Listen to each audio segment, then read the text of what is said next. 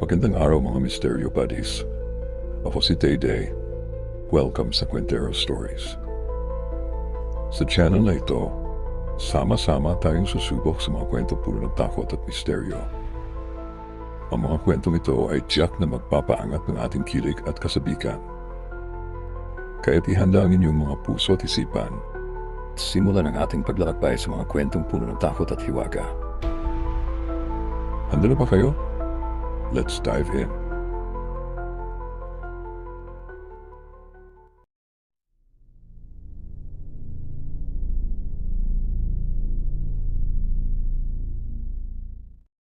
Sa isang tahimik na baryo, may isang lumang bahay na nagmistulang abandonado. Matagal nang nakatayo ang bahay na ito, ngunit kakaiba ang kwento ng mga naninirahan dito. Hindi ito basta-basta bahay.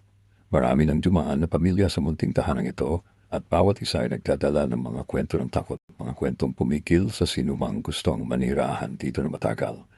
Ayon sa mga nakatira dati, sa umpisa ay wala namang kakaiba. Tahimik ang paligid, malayo sa kabihasnan at tila perpekto para sa isang simpleng pamumuhay. Ngunit hindi nagtatagal, nagsisimula ng lumabas ang mga misteryosong pangyayari. Siya nga pala, ang bahay na ito ay yari sa kahoy, luma na at halos nadadaanan ng hangin. Sa gabi kapag sumasalpok ang malakas na hangin, maririnig mo ang ingay ng mga pintuan at bintana na tila sumasabay sa ihip nito. Pero hindi yon ang tunay na ikinakatakot ng mga tao. Maraming beses na may nakakita ng mga nilalang na hindi mo makikitang naglalakad sa kalye, hindi mo rin masusumpungan sa isang regular na araw. Sa bahay na ito, hindi ka basta nakakaramdam ng presensya. Nakikita mo sila. Nagsimula ang lahat ng lumipat ang pamilyang Gonzales. Sila ang pinakahuling pamilya na naglakas loob na tumira sa bahay na ito. Sa unang linggo, masaya at tahimik ang lahat. Sabi ng ama ng pamilya, si Mang Berto, wala namang kakaiba dito. Masyadong pinangininilagan lang ng mga tao. Pero pagdating ng ikalawang linggo, nagsimula na magbago ang kanilang pananaw. Gabi-gabi, naririnig ni Mang Berto at ang kanyang pamilya ang maliliit na hapang sa kanilang sahig, para bang may naglalakad. Akala nila, ito'y mga dagalang o mga hayop na naglalaro sa ilalim ng bahay. Ngunit hindi pala. Isang gabi habang tulog na ang lahat, biglang nagising ang anak nilang si Lily sa ingay ng tila maliit na yabag na nagmumula sa sala. Dahan-dahan siyang pumangon at naglakad patungo doon. Sa dilim ng gabi, nakita niya ang isang maliit na nilalang halos kalahati ng tangkad ng tao. May suot na pulang sombrero at tila may hawak na baston. Ang nilalang na ito ay ngumisi sa kanya. Biglang namuho ang takot sa dibdib ni Lily. Agad siyang tumakbo pabalik sa kanyang kwarto at nagtakip ng kumot. Hindi niya iyon ikinuwento kinabukasan dahil iniisip niyang panaginip lang ang lahat. Ngunit sa mga sumunod na gabi, mas dumami ang kakaibang karanasan. Isang gabi, habang si Mang Berto ay nasa kusina, nakita niya sa kanyang peripheral vision ang isang puting anino na dumadaan mula sa dining area patungong sala. Sa una, inakala niyang si Aling Nena ang kanyang asawa. Ngunit nang tawagin niya ito, walang sumagot. Nang sinilip niya ang sala, walang tao. Biglang lumamig ang paligid. Tila may presensyang pumalibot sa kanya. Bumalik si Mang Berto sa kwarto at sinabi sa kanyang asawa, ngunit pareho nilang pinilit na huwag pansinin ito. Makalipas ang ilang araw, naramdaman ni Lily na parang may sumusukad sa tuwing gabi. Sa tuwing papatayin ng ilaw, may malalalim na boses na naririnig sa loob ng bahay.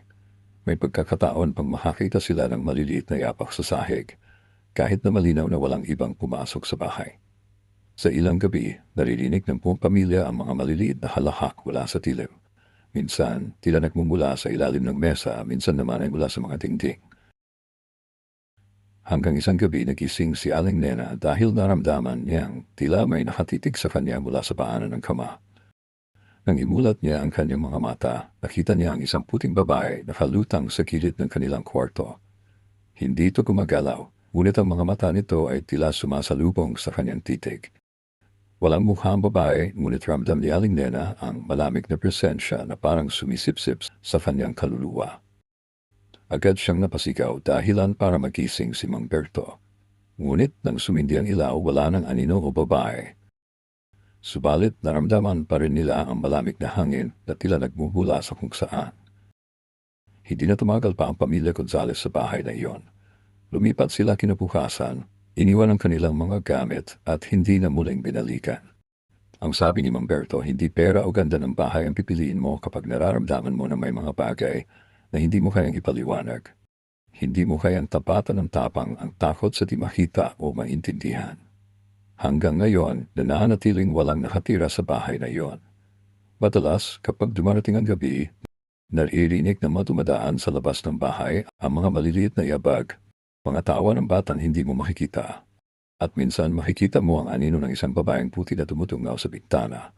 Isang babaeng walang mukha, ngunit may kwento. Kwento ng isang bahay na puno ng kababalaghan.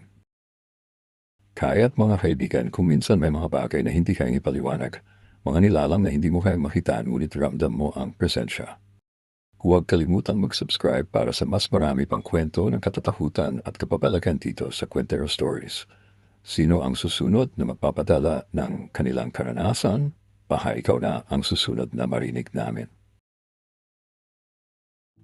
Salamat mga Mysterio Buddies sa pagsama sa akin sa kwentong ito dito sa Kwentero Stories.